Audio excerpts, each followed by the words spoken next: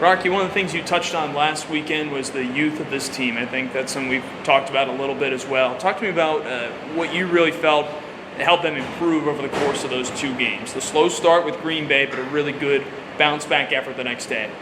You know what, I think it's just experience, and it's funny how much experience you can gain in one game.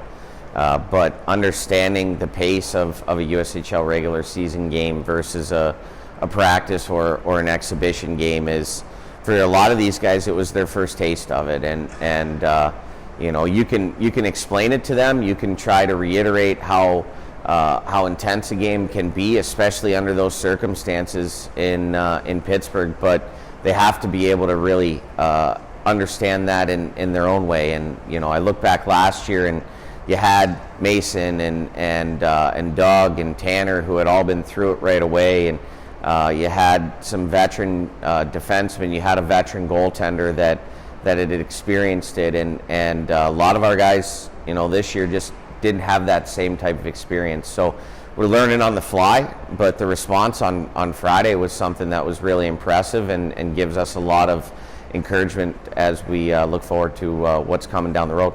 3 returning players scored in that game on Friday. What have you seen from the returners in terms of leadership so far?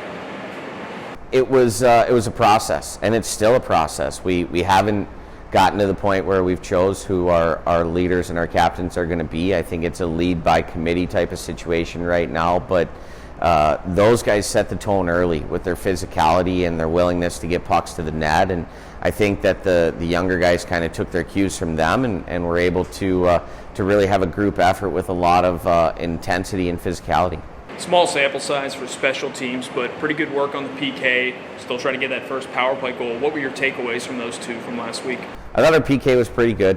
Our power play, just okay. Indicative of how much we've worked on it to this point. We haven't worked on it a whole lot, and to the casual fan, they might think I'm crazy because I haven't spent a ton of time working on the power play, but your power play is going to ebb and flow throughout the course of the year. If you're at 25 to 28% throughout the season, that's an absolute fantastic year. So we could go 0 for 6 or 0 for 10 at some point in a weekend stretch, and no one's going to know the difference. So for us, we felt like starting to understand what our identity was and what our non-negotiables were, and teaching good habits throughout the course of training camp was more beneficial than jumping right into the special team stuff. But certainly with the time that we have here before we play again, that'll be a priority in practice. You're getting a lot of extra time to practice with no games this weekend. What are some of the benefits of this?